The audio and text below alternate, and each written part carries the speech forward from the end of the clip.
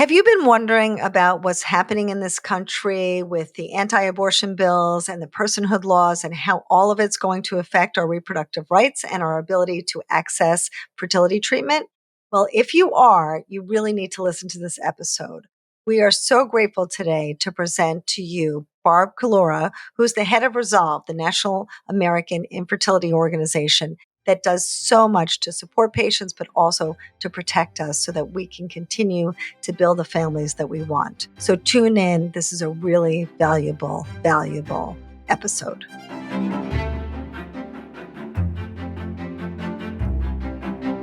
Welcome to Building Your Family. This is a podcast about fertility treatment, donor conception, surrogacy, and all the ways the modern family is built. And today on our podcast, we have a really special host. This will probably be my shortest introduction because her name speaks for itself. Barb Collura is the head of Resolve, which for those of you who may be out of the country and don't know this is the National Infertility Organization in the U.S. And this organization has been responsible for so many things, not just supporting patients, even though they do a great job at that, but also advocacy. And that's what we're going to talk about today because it's really important to think about what's happening in our world. It seems like it's far away from us if we're in small little bubbles like I am in the New York area, but it affects all of us and it's going to affect our reproductive rights more and more. So I've invited Barb to come talk to us today and share with us what are the things that we can do to help. So thanks for joining, Barb. It's so good to see you. Well, Lisa, it's great to be here. Thank you for all you do. Thank you for having me. And what a really warm introduction. Thank you so much. Oh, you're welcome. Perhaps we could just dive in and start talking about some of the things that have been happening in this year since you were last on this podcast and all of the things that we really need to think about, where sometimes we think about them with regard to exactly just what they are, maybe abortion rules and things like that. And we don't really see them in the broader scope of reproductive rights. And I've gotten a lot of questions about that. How are these bills, these legislations going to affect my reproductive rights? So could you tune us into what's been happening this year?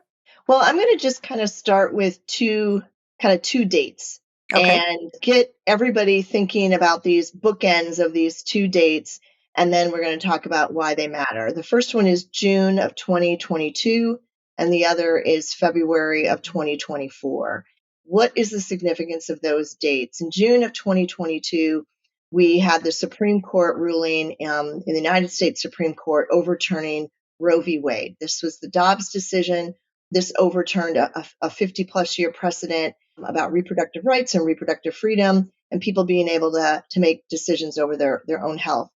And then in February of 2024, we had the Alabama State Supreme Court come out with a ruling that really shocked us. Why do I bring up the overturning of Roe v. Wade and that Alabama Supreme Court ruling? Well, they are linked, they are connected, and they really tell the story, Lisa, of what we've been doing since June of 2022, but even before. And then it tells the story of what we've been doing since the middle of February of 2024. Let's just back up a little bit. For many years, Resolve has had to get involved in mostly states, but legislation that was really aimed at restricting access to abortion. Keep in mind, this is way before the overturning of Roe v. Wade. And we saw this happen in a number of states. There even were ballot initiatives where there were states that would take it to the voters and you would vote to decide whether you wanted your state constitution changed. And in those cases, they were voting, do I want our state constitution to now define what a person is? And we started getting involved in this kind of legislation because as we looked at it, we realized this concept of personhood is really about when life begins. It's really about defining when life begins. And so it's really important in the abortion space, especially if you're a legislator or you're an organization who is against abortion. You want to define life at the earliest possible point because that is how you get a kind of almost like a total ban on any kind of abortion.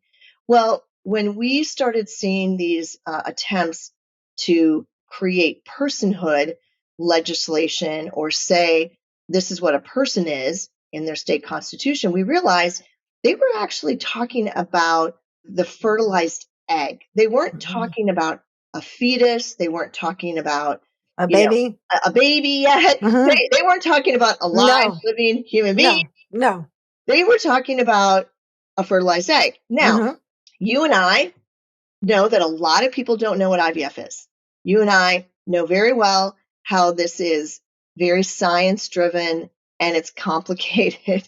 And even many of us who've gone through it have a hard time describing it. Yes. But we probably know, wow, fertilized egg, that's like in a lab. You can have a fertilized egg in an IVF clinic in their laboratory with the watchful eye of an embryologist and lab techs, because that's what they do for IVF. They create those embryos out of fertilizing an egg. So years ago, I mean, Lisa, this is like going back to 2008, we started getting involved and started fighting these attempts at personhood because we knew and we were very worried that it was going to hurt people's access to IVF. I mean, if you're defining that fertilized egg as a person in the laboratory, it gets really scary what can and can't happen, especially if these states are putting these personhood statutes in like their homicide laws and that Mm. sort of thing. Oh, And wow. so God, we got really scared. So for years we've been fighting those. Thankfully, we were pretty successful and the voice of of our community was really, really important. In fact, a lot of times legislators were like, "Oh my gosh, I don't want to prevent people from doing IVF."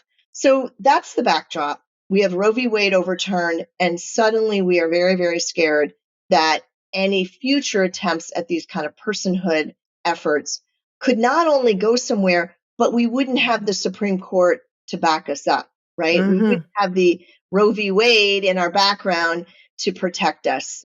Honestly, many, many, many of us in this field were very, very concerned and predicted, in essence, that there was going to be attempts to define a fertilized egg as a person that were going to actually go somewhere. So here's the second date, February of 2024.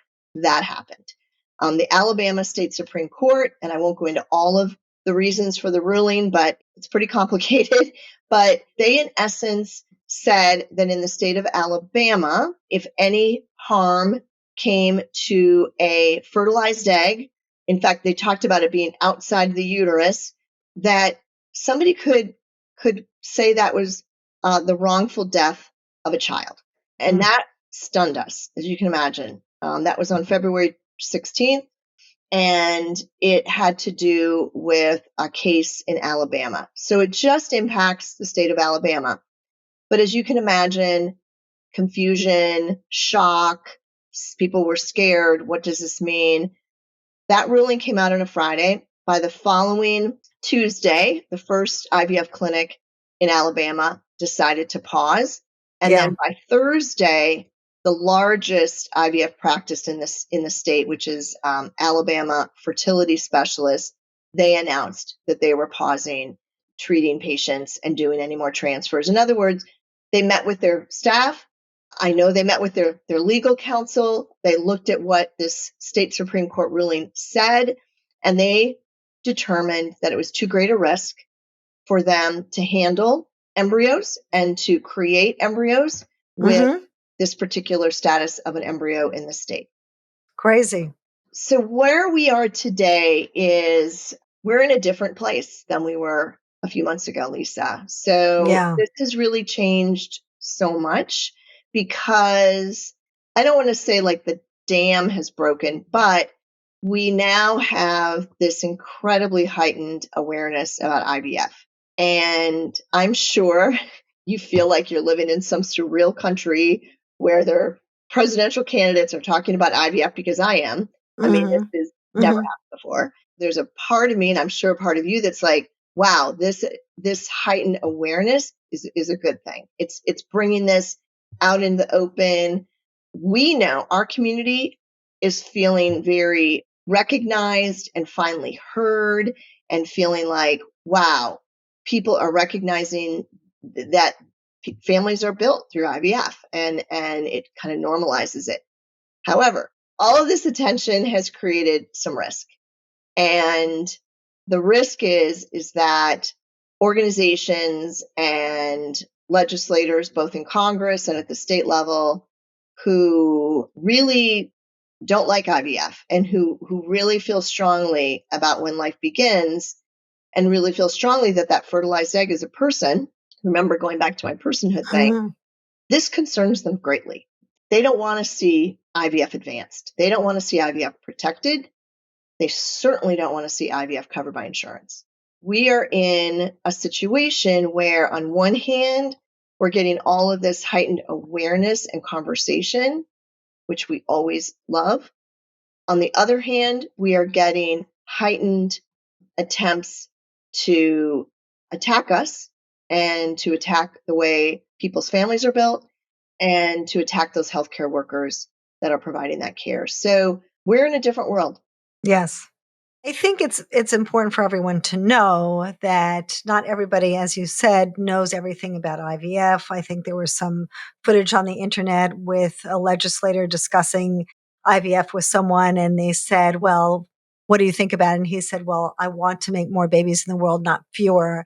And the woman said, well, you will have fewer babies in the world if you restrict IVF. And he said, really? And he was shocked. So I think it's really interesting that a lot of people who are anti-abortion are really not thinking about the implications for IVF. You're 100% right. And so I think there are varying opinions on both sides.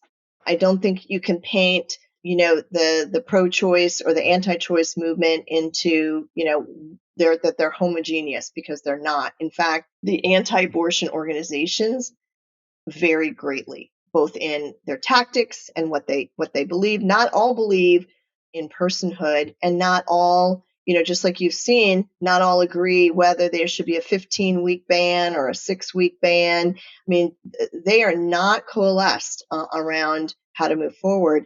And we find the same thing with this. There are pretty influential groups, however, national groups, who are not happy about all of this yay IVF conversation, right? In fact, we have seen it behind the scenes where they have had to rein in, especially members of Congress, and say, actually, we're not that excited about IVF, and we shouldn't be out there promoting IVF. So it's kind of fascinating for me, because I see some of that behind the scenes, and then I see what's put out there in the news or in their advertisements, and I'm like, this is really interesting.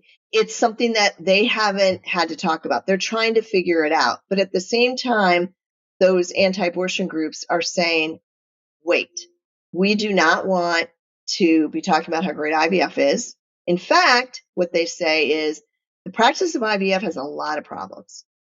And what we need to really be doing is regulating it. So we are fairly confident that there are people right now drafting legislation to regulate IVF. And why I'm not guessing this, they've actually put this out. There's been plenty of news stories and blog posts and other information that's been put out there for the public to grab, saying we need to be regulating IVF. So our battle is just beginning. Yes, absolutely. And I mean, if you told me that we would have to be fighting attempts at regulating IVF, and when I say regulating IVF, I mean like how many embryos should be created? What should be done with those embryos? Can you imagine legislators doing this and not the doctor or the patient figuring that out? Yeah. So, I mean, they make it sound so easy. Like, well, you can only create, X number of embryos. Well, my goodness, patients hope for as many as they possibly can. Of course, right? Yes. Now you're going to tell me we got to limit it? So, Lisa, these are the things that we are now needing to prepare for. And this is going to be a fight that we need everybody involved in. I think you go from this long history of like attempts at personhood that never really went anywhere, to the overturning of Roe v. Wade, to this Alabama Supreme Court ruling. And now we're talking about regulating IVF. You see how it has evolved, yes, and where we are. And so that's the fight we're up against. I'm very concerned about some states where we could see this pop up. I'm concerned about it popping up in the U.S. Congress. What I don't want to leave people with, though, is just this fear. You know me, we're an advocacy organization. We're all about finding your voice and advocating for yourself, but also advocating for policy change. And so this is a chance for people to get involved, like maybe they never have before. You know, if you're one of those people that Yes. have been on the sidelines, that's fine. Guess what? I need you. It's time. Yes. You've got to roll up your sleeves. It's the time. Absolutely. My name is Lisa Schumann. I'm a therapist, a researcher, an author, and I am passionate about helping people find a better journey to parenthood. I created the Center for Family Building to help people understand how to make decisions, not just for the short term, but for a lifetime. We have group counseling, individual counseling, couples counseling, and lots of other services that can help people find the answers that they're looking for. Just take a look at our website so you can see a few of the thousands of people we helped build a better path to parenthood. The decisions you make are too important to leave up to chance. Arm yourself with the right information.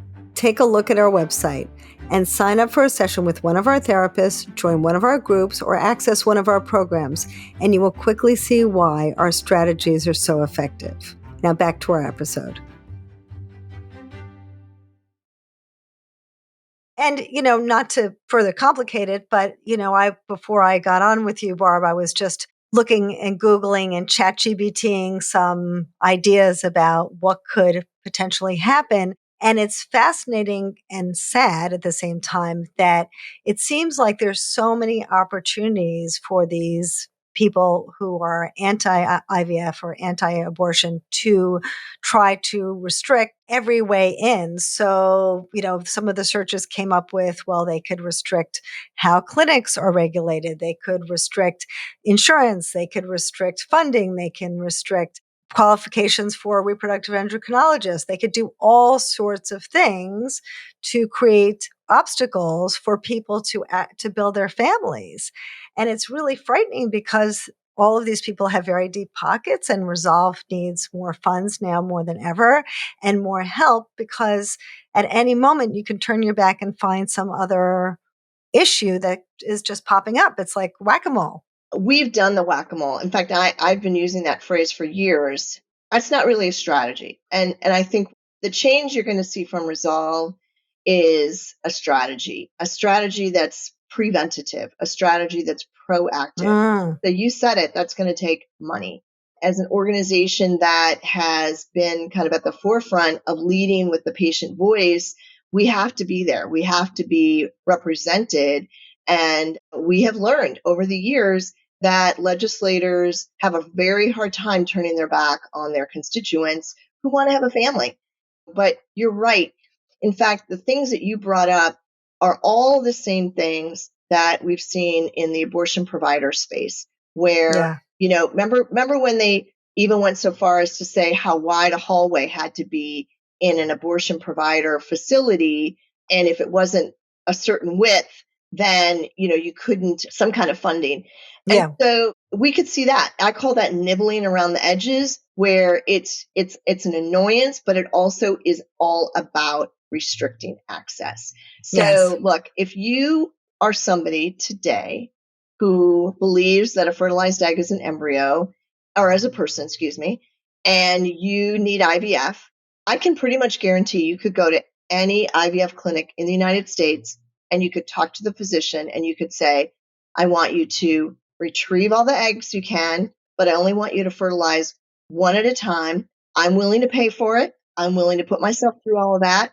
I'm willing to wait to see if it works and then to come back the next month and do another one and do another one and do another one.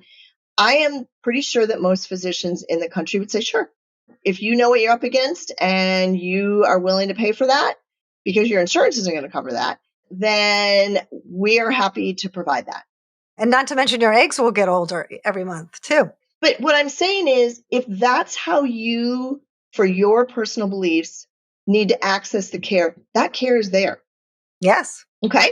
But we don't need to prescribe that everyone should have the care delivered that way just because you believe one way. So that's what we're up against. We're up against individuals who can absolutely get the care in the way that they want it delivered. And let's be honest, they don't even need to do IVF if they don't want to. Mm-hmm. But if they want to, they can get that care. Yes, yes. But if you're going to take your beliefs and say that has to be the standard of care for every American, that is wrong. Yeah, and that's why we have a separation of church and state, right? So that people are able to do the things that are right for them. I've worked with some very religious patients who want to use a compassion transfer because they don't want to let the embryos expire, and that's fine for them, but not fine for everyone. Everyone should be able to seek whatever care they need to seek, and our country is founded on that. And all of a sudden that seems to be changing. This is what we're up against. I mean, I'm not Chicken Little, I'm not the sky is falling, but I'm also talking from fact here in that we have real challenges ahead. Mm. And we have to go out with a clear, concise message. It has to be science based. We have to have patients involved in that message. And the good news is between Resolve and ASRM, we have two organizations who can do this. Yes. We're as they say, battle tested, you know. Mhm, I mean, mhm. if this was our first rodeo, yeah, I might be a little scared, but it's not. And so I think that is the good news, is that we have leadership and organizations in Resolve and ASRM who know what they're doing, who have a national presence, who've been involved at the state and federal level deeply, who can get that message out there. We can't do it alone. I mean, Lisa, if people think that just the Resolve staff are going to be able to take this message, I mean, look at Alabama. We had hundreds of patients. I have to tell you, this is not something that has been, publicized, but it's not a secret. We asked people in Alabama to take action over a course of several days because of the different legislative challenges going on to try and get a bill passed that would protect people's access to care in Alabama. And the bill that passed is not perfect, and it needs work. But in a matter of just a few days, Lisa, we have a system on our website where you go in and you put in your address and you write a letter and it goes to your state legislators. Like, you don't even have to look up who they are Mhm. based on your address. And we had the same for the US Congress. We had over 30,000 letters Wow. go through our website to members of the state legislature. Now, Oh my that's God. not 30,000 people because we asked people to do different things every couple of days because the bill was going to this committee and then it was going to that committee and then the bill changed and then it went, so there was constant calls to action. You might have had a call to action on Tuesday, but then on Friday we had new information. So we had another Mm. call to action, right? But in the course of just those few days, can you imagine those legislators? Oh So my gosh. so this is what I say when I say we're battle tested. We know what we're doing. And this is what I love. I love Resolve, but this is one of the things I love. We inspired people to act and we inspired them Mm. to do something and to take action. Bear in mind, we had amazing advocates on the ground. People were posting on social media, Fight for Alabama Families, a group of amazing volunteers who really were out there and putting themselves out there. I mean, this was stirred up. We also had the support of the clinics. It was like this, and it wasn't just Resolve doing it. It wasn't just ASR. It was all of us together. And so Great. that's how you make a difference and you make your voice heard.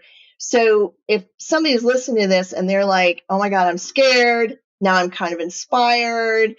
One of the things that I would say is there's a real chance that we could get a federal law passed. And Lisa, that would Yeah. protect everybody's access to IVF and it would protect those healthcare workers who deliver IVF. Let's be honest, the abortion movement never got that done. It's true. And you've probably been in conversations with people where they've said, why didn't that happen when they had, the House, the Senate, the White House? Nobody thought it was going to happen. I don't know. I wasn't part of those conversations, so I don't know. But certainly we all thought Roe v. Wade was pretty solid. Yes. So, I mean, I think when we saw it overturned, we went, wait a minute, should we be protecting access to IVF? And that's where that started. And we had members of Congress Yes. who really said, can I help? Can I lead on this? That's great. So we have a bill in the House and the Senate. It's got a lot of traction. It's being talked about in major media. And it is a bill that, if passed, we wouldn't have to worry about these states. Remember, a federal law supersedes any state law. Yes. So Yes. wouldn't it be great to get that one done? And then I Be can put my amazing. whack-a-mole, what's that called? Right. Right. Put the hammer back on. Put the hammer away. Yeah.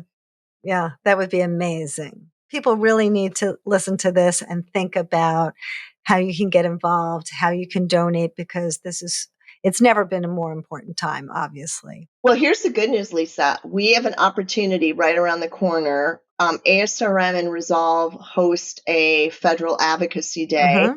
This year, it'll be May 14th. We set the date last Mm-hmm. fall, so we didn't know what was going to be happening. But what happens on May 14th? So people from all over the country, they participate in meeting with their U.S. senators and their representative here in Washington, and they talk to them about the issues that we care about, especially this one, this bill to protect access.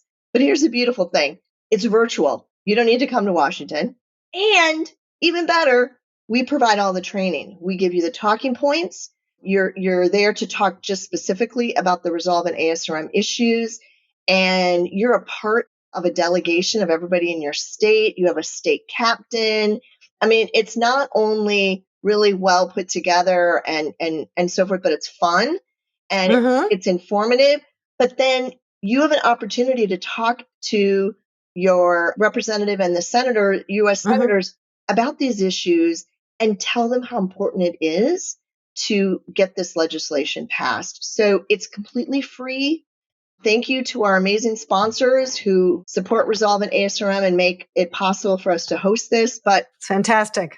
yeah, if you go to resolve.org or if you're an ASRM member, you can go to the ASRM website and you can find links to how to register. We need you to register by the end of April. And that way you get trained and you get connected with your state delegation and you're ready, you're ready to go by May 14th. But if this issue has fired you up, then come to Advocacy Day. It'll train you and teach you. And if you already know how to do it, amazing. And we need all voices, Lisa. Yes. Providers, It's so important. mental health, attorneys, patients, family members, people who care Everybody. about IVF, right? Everybody. Yes. Everybody, right? The more voices, the better. Absolutely. Well, that's great. I hope everyone's taking notes because this is so important. Just on a more personal level for patients, I know people are starting to worry also about their embryos. People are saying, should I move my embryos to another state? Should I really worry about doing IVF in my state? What if I'm pregnant? What if I have an ectopic pregnancy? What if? And people are starting to panic, and I'm hearing a lot of that. What would you say, Barb? What would your thoughts be? I'm really glad you brought that up, and I'm glad that people are asking that question because then we have an opportunity to answer it. There is nothing that has changed in the care of people who are trying to get IVF right now in the United States. That has not changed. The status of an embryo has not changed in any other state except for Alabama. If you are in Alabama, I would talk to your provider and find out, what they are recommending. But if you're anywhere else, you have full rights over your embryos. You don't need to ship your embryos out of state. It's not necessary right now. It's not Mm-hmm. something you need to be worried about or thinking about. And, I think in things like ectopic pregnancy and so forth, I am not well versed in all the intricacies of every state's abortion laws, but certainly there are some states where there are concerns about how people can get care for an ectopic. But we, at Resolve, we're trying to put out information about your availability of IVF. But I do think that these questions, Lisa, are just going to continue to come up. Mm-hmm. And Yes. I think it's a great reminder for all of us to be making sure we're answering that question over and over. I always have to look at the calendar. This is April of 2024. And right now, I would not advise people to move their embryos or to worry about this. I'm not saying something's going to change in May, but this is an evolving situation. Yeah. And certainly, if you're in one of these states like Florida and you're pursuing pregnancy, you're starting your IVF journey, it's natural to be, a little bit nervous about pursuing a pregnancy in a state where you may not even know if you got pregnant by accident, you were pregnant. So it's a little bit scary for a lot of people. And I certainly appreciate that that is nerve wracking, but I think it's reassuring to know that right now we're okay. And right now, nothing that we have to really worry about in that way has changed, except if we don't protect IVF. And this is what we're really talking about and is so important. So please, please go to resolve.org and get the information. And the ASRM, as Barb said, is so valuable, the American Society for Reproductive Medicine. If you're concerned about what constitutes an embryo, and as many of you know, not all embryos make it to a person.